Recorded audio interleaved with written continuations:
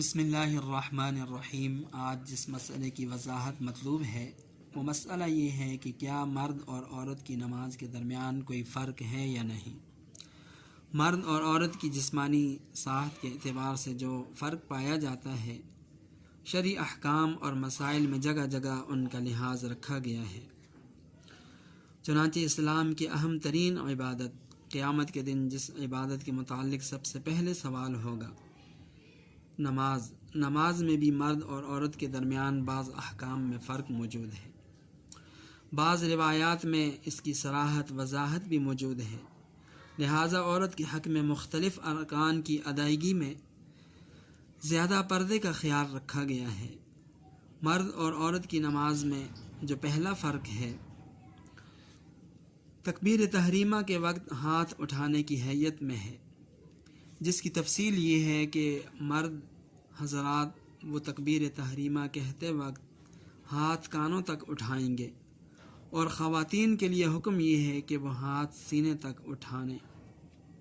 حضرت وائل بن حجر رضی اللہ تعالی عنہ سے جو روایت ہے، اس میں بھی اسی بات کی وضاحت ہے کہ عورت اپنے سینے تک ہاتھ اٹھائے گی۔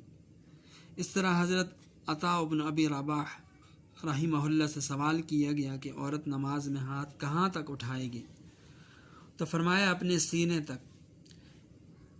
تو ان روایات کو پیش نظر رکھتے ہوئے فقہا نے لکھا ہے کہ عورت اپنے ہاتھ اس طرح اٹھائے گی کہ ہاتھوں کی انگلیاں کندھوں تک اور ہتھیلیاں سینے کے برابر آ جائیں۔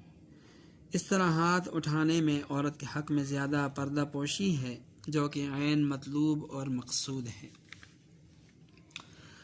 دوسرا فرق حالت قیام میں ہاتھ باندھنے کی حیت میں ہے کہ مرد حضرات ناف کے نیچے ہاتھ باندھیں گے۔ خواتین کے حوالے سے تمام اہل علم کا اس بات پر اجماع ہے، اتفاق ہے، اور اجماع مستقل دلیل شرعی ہے کہ قیام کی حالت میں اپنے ہاتھ سینے پر رکھیں گے۔ تیسرا فرق رکوع کی حیت میں ہے کہ مرد حضرات رکوع میں اپنے بازو اپنے پہلوؤں سے جدا رکھیں گے، جبکہ خواتین اپنے بازوؤں کو اپنے پہلوؤں سے جدا نہیں کریں گی۔ عورت رکوع میں قدرے جھکے گی، اسی طرح گھٹنوں کو مضبوطی سے نہیں پکڑے گی، اپنی انگلیوں کو کشادہ بھی نہیں کرے گی، البتہ ہاتھوں کی جو انگلیاں ہیں ان کو ملا کر گھٹنوں پر جما کر رکھے گی۔ اس صورت میں عورت کے لیے زیادہ پردہ پوشی ہے۔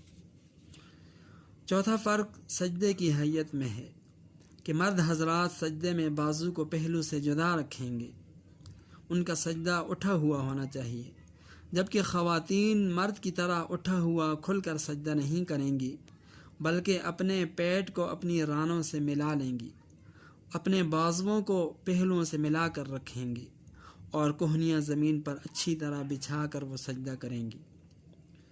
حضرت عطا رحمہ اللہ فرماتے ہیں کہ عورت جب سجدہ کرے تو اپنے بازو اپنے جسم کے ساتھ ملا لے، اپنا پیٹ اور سینہ اپنی رانوں سے ملا لے، اور جتنا ہو سکے خوب سمٹ کر اچھی طرح سجدہ کرے۔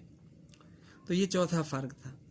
پانچواں فرق سجدے سے اٹھ کر بیٹھنے کی جو حیت ہے اس کے اندر ہے، مثلا دو سجدوں کے درمیان جو بیٹھا جاتا ہے، اسی طرح تشہد کی حالت میں آخری قعدہ کے اندر جب بیٹھتے ہیں تو اس کے اندر ہے